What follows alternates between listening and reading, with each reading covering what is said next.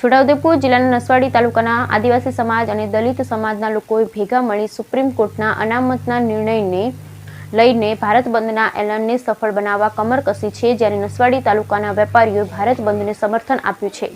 છોટાઉદેપુર જિલ્લાના નસવાડી તાલુકો આદિવાસી વસ્તી અને દલિત વસ્તી ધરાવતો તાલુકો છે, જ્યારે આદિવાસી સમાજ દ્વારા સુપ્રીમ કોર્ટે અનામતમાં અલગ અલગ કેટેગરીમાં લાભ આપવાનો ચુકાદો આપ્યો। સુપ્રીમ કોર્ટે એક જજમેન્ટ આપ્યું કે આદિવાસી અને દલિત સમાજમાં અનામતની અંદર પણ અનામત કોર્ટના અંદર કોર્ટનું જજમેન્ટ છે, એનાથી આદિવાસી અને દલિત સમાજ વચ્ચે ભાગ પડે માટે આનો વિરોધ કરી બંધનું એલાન આપવામાં આવ્યું છે। આ જજમેન્ટથી નારાજ થઈ અલગ અલગ નસવાડી તાલુકાના ગામોમાં આદિવાસી સમાજના આગેવાનો દ્વારા મિટિંગ કરી આજરોજ તારીખ 21/9/2024 નસવાડી બંધનું એલાન આપ્યું છે। સંપૂર્ણપણે નાના ગામડાઓથી લઈ તાલુકા મથકના નાના વેપારીઓ અને મોટા વેપારીઓ શાંતિપૂર્ણ રીતે બજારો બંધ રાખી અને દલિત અને આદિવાસી સમાજના સમર્થનમાં આવ્યા છે, જ્યારે સમગ્ર વેપાર ધંધો આદિવાસી સમાજ જોડે જોડાયેલી હોવાથી નસવાડી તાલુકા તમામ વેપારી આદિવાસી સમાજના બંધના એલાનમાં જોડાવા માટે સમર્થન આપ્યું છે।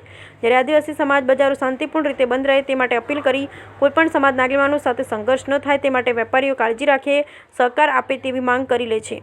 હાલ તો સમાજ આગેવાનો ભારત બંધને સફળતા મળે તે માટે પ્રયત્ન હાથ ધર્યા છે, જેને લઈ નસવાડીનું બજાર બંધ રાખવામાં આવ્યું। Bureau report Rehan Patel, Chhotaudepur. નસવાડી આદિવાસી સંઘના દ્વારા નસવાડી તાલુકાના વેપારીઓ બંધ કરવા માટે, દુકાનો બંધ કરવા માટેની અપીલ કરેલી છે। લેખિતમાં મને અપીલ આપેલી છે, તો અમે એમને સમર્થન આપતા અમે નસવાડી તાલુકો બંધ કરેલ છે આજે, અને શાંતિપૂર્વક બધા બંધ રહેશે ને બંધ રાખશે। નસવાડીના વેપારીઓ તમામે સમર્થન બહુ ખૂબ સારું આપ્યું છે। નસવાડી સવારથી 5 વાગ્યાથી નસવાડી ખુલી જાય છે, એની જગ્યાએ અત્યાર સુધી ચાની લારી પણ આજે ખુલી નથી।